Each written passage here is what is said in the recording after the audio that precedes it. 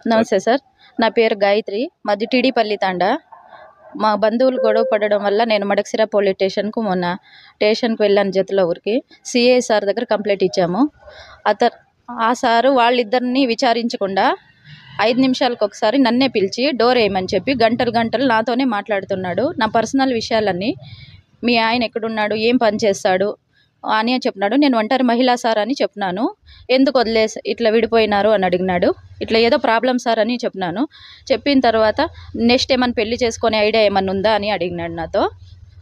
అలా అడుగుతూ మళ్ళీ నేను బయటకు వచ్చేసినాను వాష్రూమ్కి అని భయం వేసి. మళ్ళీ పిలిచినాడు. వాళ్ళు గొడవ పడిండే వాళ్ళని వదిలేసి మధ్యలో నన్ను పోయిండేదాన్ని 5 నిమిషాలకు ఒకసారి పిలుస్తా అన్నాడు.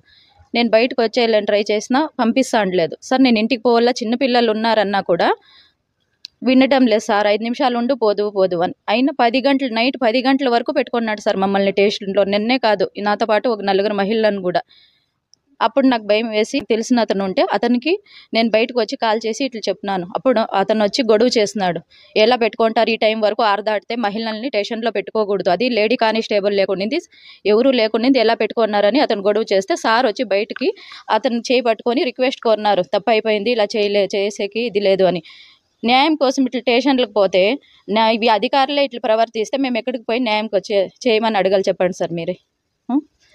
నాకు జరిగినట్ల మహిళలకి ఇట్లా ప్రవర్తించకూడదు. సారు ఛానల్ లూటంగా వాడి అసభ్యకరమైన మాటలన్నీ అవి చెప్పుకోకూడదు. కావాలంటే విచారణ చేయండి. అలాంటి మాటలు మాట్లాడతాడు మహిళలతో. అలాంటి మాటలు మాట్లాడకూడదు. స్టేషన్లో అలాంటి అధికారులు ఉండకూడదు sir. CI sir Ramayya sir. అందుకే న్యాయం కోసము నేను ఎక్కడికి వెళ్ళలేదు. మేడం లేడీ అని తెలిసి ఇక్కడికి వచ్చాక కూడా నాకు భయమే. ఎందుకంటే డిపార్ట్మెంట్లో ఒక్కరు చేస్తే అంతా ఏమో అని భయం అవుతుంది ఫస్ట్ టైం కాబట్టి. అయినా లేడీ అన్నందుకు మేడం దగ్గర న్యాయం జరుగుతుందని వచ్చినాను. నాకు న్యాయం కావాలి సార్. నాలాగా వేరే అమ్మాయిలతో ఆ సార్ అలా ప్రవర్తించకూడదు. మేడం కఠిన చర్యను తీసుకోవాలి.